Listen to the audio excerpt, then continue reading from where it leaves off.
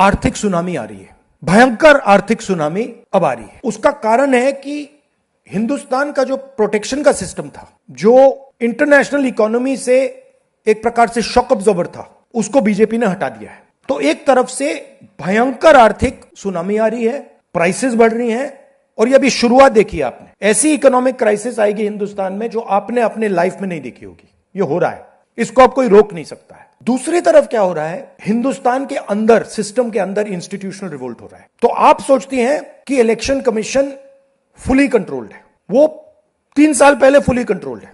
Chief election commissioner के messages मेरे पास आ रहे हैं, head of intelligence system, senior judiciary, सारों के सारे रिवोल्ट कर रहे हैं, इंफॉर्मेशन दे रहे हैं हमें। तो जो कंट्रोल का सिस्टम था एक तरफ से, वो कोलैप्स कर रहा है अंदर से, क्योंकि लोगों को दिख रहा है कि जनता का प्रेशर अब ऐसा भयंकर आएगा, अगर हम इस रास्ते पे चलते गए तो हमारे लिए रिस्क हो जाएगा। आप क्या सोचते हो, अगर जनता को मालूम है कि इलेक्शन सिस्टम रिग्ड है और जनता की मतलब इकोनॉमिक प्रेशर, गरीबी, दर्द के कारण जनता में गुस्सा आ गया, आप क्या सोचते हो कि इलेक्शन कमिश्नर को डर नहीं लगेगा कल क्या होने वाला है? तो अब क्या हो रहा है, सिस्टम अंदर से ऐसे हिल रहा है पूरा।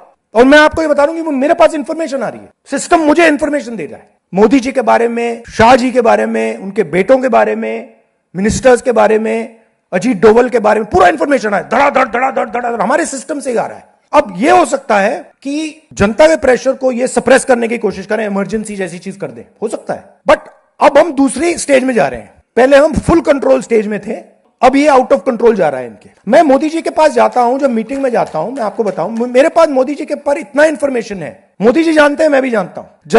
जब मैं उनसे मिलता हूं, भैया आंख में आंख लगाना रहा,